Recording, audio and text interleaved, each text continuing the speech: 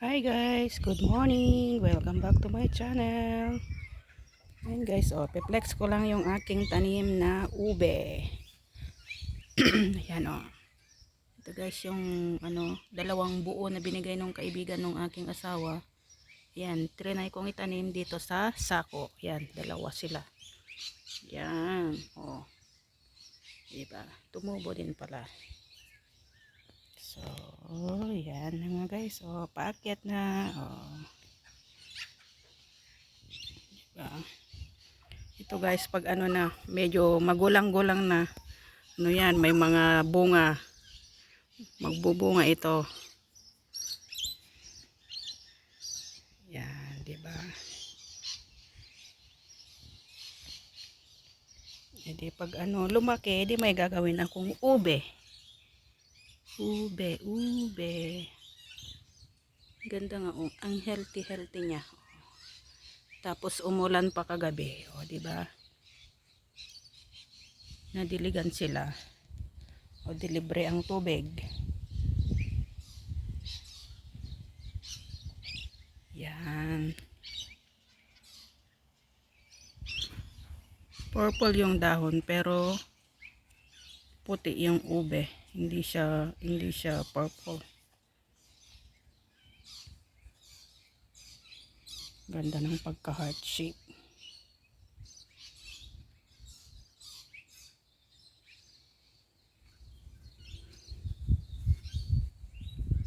Heart shape ang kanyang dahon. Napaka healthy. Tapos meron pa siyang tumutubo ulit na yan sa dalawa. Tapos ito naman yan, isa lang talaga siya. Ito meron pa din isa, dalawa. Yan diba?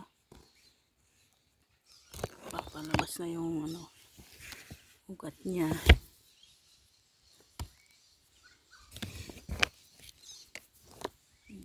Kahit wala tayong mga kalupaan, pwede tayong magtanim sa mga sako.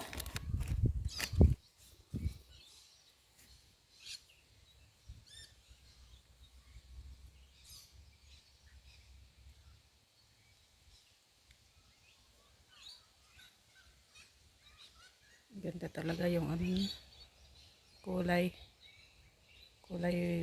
purple na may green.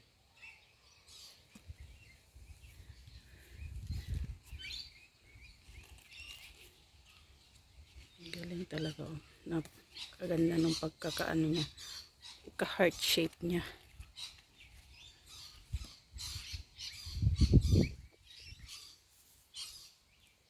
So ayan na nga guys, salamat again sa pagsama sa akin. Kung like nyo itong video na ito, don't forget to like, share, and subscribe. Bye bye, love you all.